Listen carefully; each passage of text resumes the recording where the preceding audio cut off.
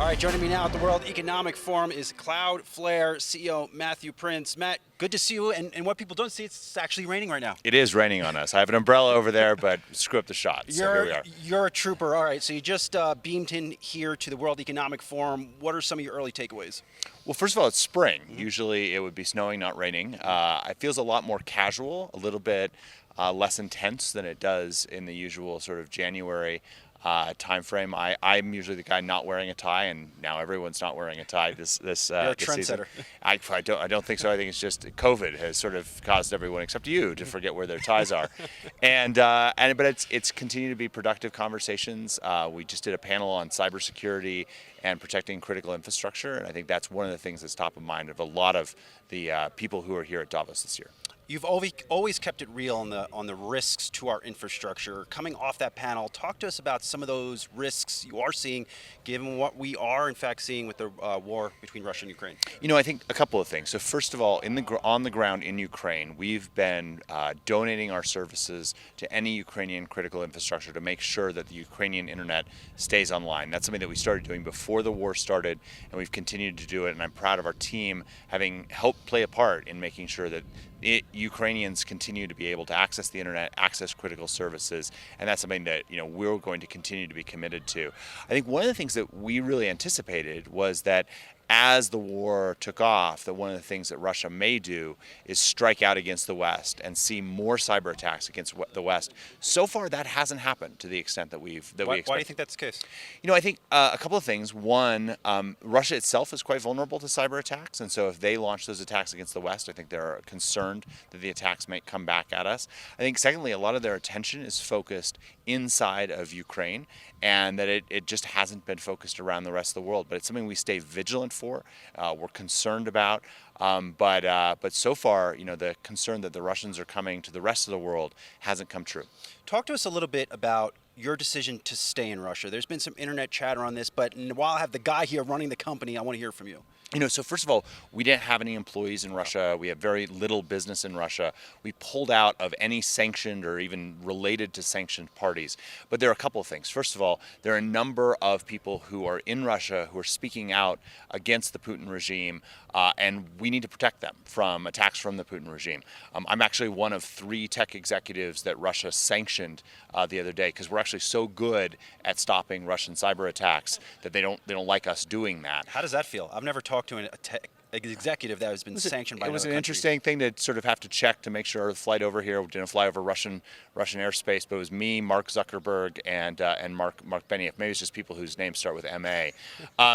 But I think the other thing which has been important is that we've seen that inside of Russia, there's actually been an uptick in Russians trying to get to Western news, uncensored news. And Cloudflare runs a service called 1.1.1.1, which for a period of time, for the last few months, has been either the number 1, 2, or 3 app in the Russian App Store.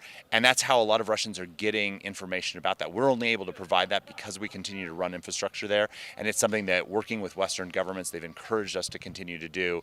And so while I think if you're selling, soda pop, obviously you should be pulling out or French fries. But if you're making sure that the internet stays accessible to the people in Russia, we think that's actually an important thing to show them what's going on in the rest of the world. Good. I'm glad we got that straight. I hope that clears up any confusion out there on the internet. Now, talk to us about the state of the business. What I've been hearing from folks so far is this two-speed economic situation where the U.S. not yet in a recession, growth is slowing down, but the European market might be in a recession. How do you see it?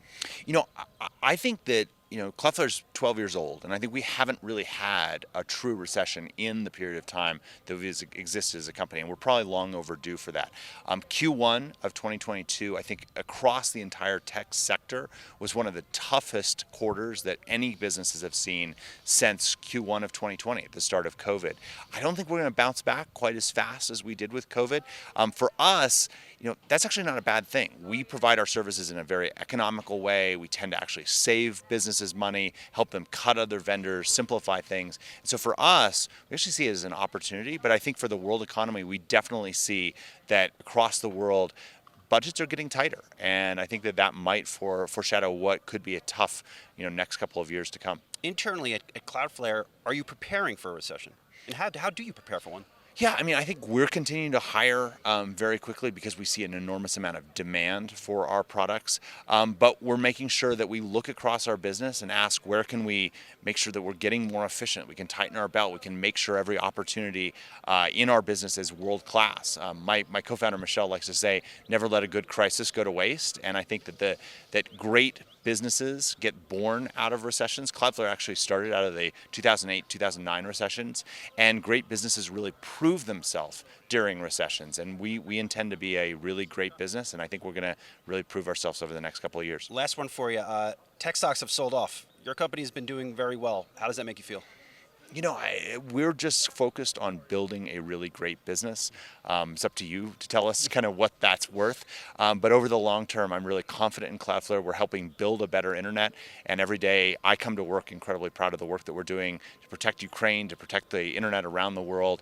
And we're seeing an enormous amount of demand from our customers, many of who are here at the World Economic Forum, some of the biggest companies in the world that rely on our network in order to stay online. I would just say this too. Your tweet when you landed here made me crack up. The COVID boss. It is. Well, you know, I think Davos is in a Swiss town. There are a lot of poorly ventilated sort of basements that host events, and I hope we all make it back to the U.S. I've obviously been vaccinated and boosted, but it's if I can get through this without COVID, I think maybe we're at the tail end of COVID. All right, well, that's a good thing. Takes me back to my college days hanging out in someone else's basement. Just need a couple beers. Matthew Prince, good to see you as always. Have a great trip. Thank you so much. Thank you.